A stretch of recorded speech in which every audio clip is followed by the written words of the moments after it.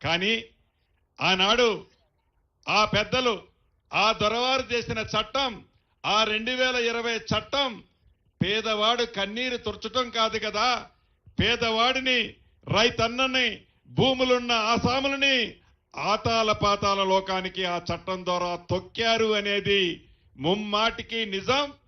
ఆ నిజము కాబట్టే 2023 డిసెంబర్లో జరిగిన ఎన్నికల్లో ఇందిరమ్మ ప్రభుత్వాన్ని తెలంగాణ రాష్ట్రంలో ప్రజలు నమ్మి తీసుకొచ్చారు కాబట్టే ఆ చట్టాన్ని మార్చాలని, మార్చిన చట్టం ఒక రేవంత్ రెడ్డి గారికో ఒక పొంగులేటి శ్రీనివాసరెడ్డి గారికో కేబినెట్ మంత్రులకో కాంగ్రెస్ పార్టీకో మంచి జరిగితే సరిపోదు.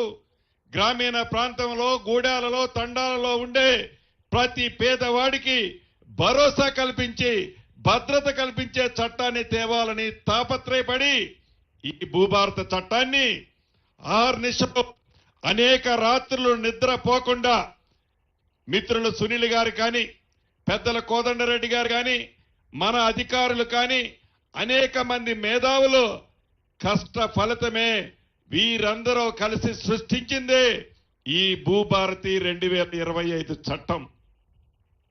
చట్టం చేయటమే కాదు, ఆనాడు 2020 చట్టానికి ఈ 2025 భూభారత చట్టానికి ఎన్ని తేడాలున్నాయో కళ్ళుండి కూడా కళ్ళు మూసుకొని నాకు ఏమీ కనపడటం లేదని ఏదైతే ప్రతిపక్షాలు ఇంకా పచ్చి అబద్ధాలు ఆడుతున్నాయో అది చూస్తేనే బాధ అనిపిస్తుంది.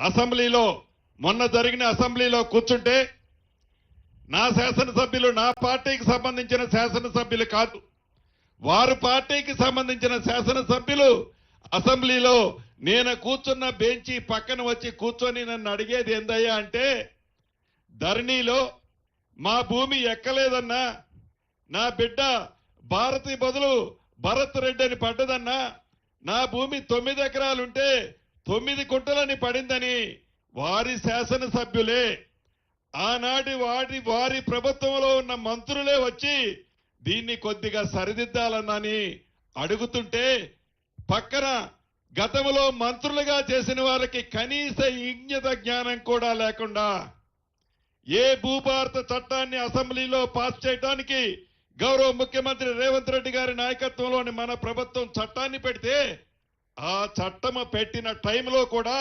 నిస్సిగ్గుగా పదవి పోయిందనే ఉక్కు రోషంతో ఆ చట్టాన్ని కూడా ఆమోదించకుండా ప్రయత్నం చేసిన మహానుభావులు ఆ దొరవారు వారి తొత్తులు.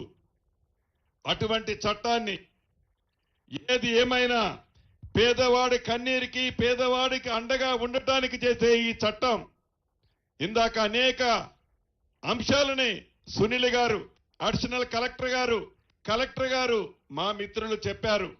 నిజం. అవే కాదు, ఈ చట్టం దేశంలోనే రోల్ మోడల్ చట్టం కాబోతుంది. ఈ చట్టంలోని ఒక 4-5 అంశాలను చెప్తున్నాం. 2020 చట్టం చేసే నాడు అధికారుల దగ్గరికి ప్రజలు పోవాల్సి వచ్చింది. 2025 మన భూభారత చట్టం చేసే నాడు అధికారులే మీ ఇంటి దగ్గరికి వస్తున్నారు. ఈనాడు ఆనాడు అప్లికేషన్ పెట్టాలి అంటే 1000 రూపాయలు కట్టాల్సి వచ్చేది. కాగితాలు రాత అంతా మీరే చేయాల్సి వచ్చేది. ఈ చట్టంలో 1 రూపాయి కూడా తీసుకోదు ఈ ప్రభుత్వం, మన ప్రభుత్వం. అధికారులే మీ గ్రామానికి వస్తారు. అప్లికేషన్ల కోసం గత ప్రభుత్వం లాగా డబ్బే ముఖ్యం మాకనే విధంగా కాకుండా అప్లికేషన్లు ఫ్రీగా తీసుకొని మీ కన్నీరు, మీ బాధ, మీ ఆవేదన, మీకు ఆ భూమికి ఏదైతే బంధం ఉందో ఆ బంధాన్ని తీర్చేదే ఈ భూభారత చట్టం. అంతేకాదు, గ్రామాలలో ఇందాక సైనికుడిగా పనిచేసి వచ్చిన మిత్రుడు చెప్పినట్లు ఇందిరమ్మ ప్రభుత్వం అంటేనే పేదవాడికి పంచే ప్రభుత్వం, పేదవాడికి ఇచ్చే ప్రభుత్వం, పేదవాడి కష్టాలు చూసి ఆ కష్టాలకి ఫలితాలు ఇచ్చే ప్రభుత్వం ఇందిరమ్మ ప్రభుత్వం. ఆనాడు ఈనాడు ఏ గ్రామానికి పోయినా ఇందిరమ్మ ప్రభుత్వంలో ఇచ్చిన ప్రభుత్వ స్థలాలు, వ్యవసాయ భూము పట్టాలు ప్రత్యక్షంగా కనిపిస్తాయి. ఆనాడు ఇందిరమ్మ ప్రభుత్వంలో మిగిలిన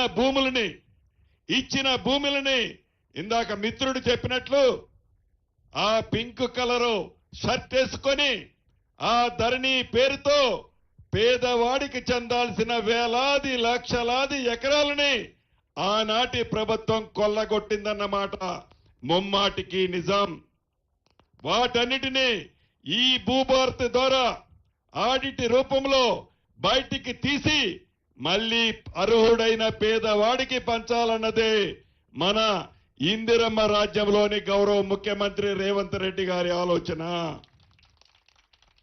అంతేకాదు, ఏదైతే అసైన్డ్ భూమిలో పేదవాడు సాగు చేసుకుంటున్నాడో ఆ సాగు చేసుకునేవాడు అర్హుడైతే ఆ అసైన్డ్ భూమిని తప్పకుండా హక్కులు కూడా పేదవాడికి ఈ ప్రభుత్వంలో ఇవ్వటానికి సిద్ధంగా ఉంది.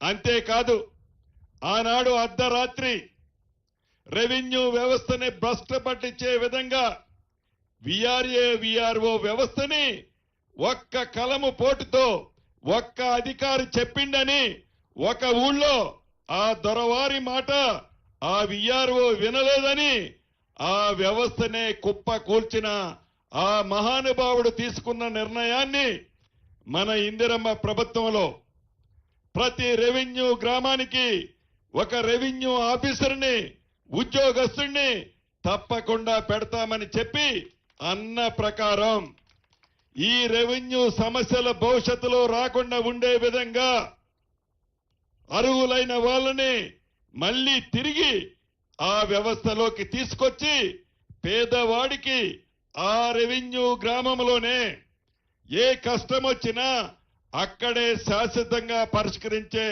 సౌకర్యాన్ని మన ఇందిరమ్మ ప్రభుత్వంలో తిరిగి తెచ్చుకుంటున్నాం. అంతేకాదు, ఇందాక మిత్రులు సునీల్ గారు చెప్పినట్లు ఎక్కడైతే కానిగట్టి పంచాయతీలు, ఫారెస్ట్ కి ప్రైవేటు భూములకి మధ్య ఉన్న పంచాయతీలు, అదే రకంగా రెవెన్యూకి ప్రైవేటు భూములకు మధ్య ఉన్న గెట్ల పంచాయతీలు, ఇద్దరు రైతుల మధ్య ఉన్న గెట్ల పంచాయతీలు, కోర్టులో లేని ప్రతి సమస్యని ఈ భూభారతి ద్వారా శాశ్వతంగా పరిష్కరించాలన్నదే మన ఇందిరమ్మ ప్రభుత్వం యొక్క ఈ చట్టం యొక్క ముఖ్య ఉద్దేశము.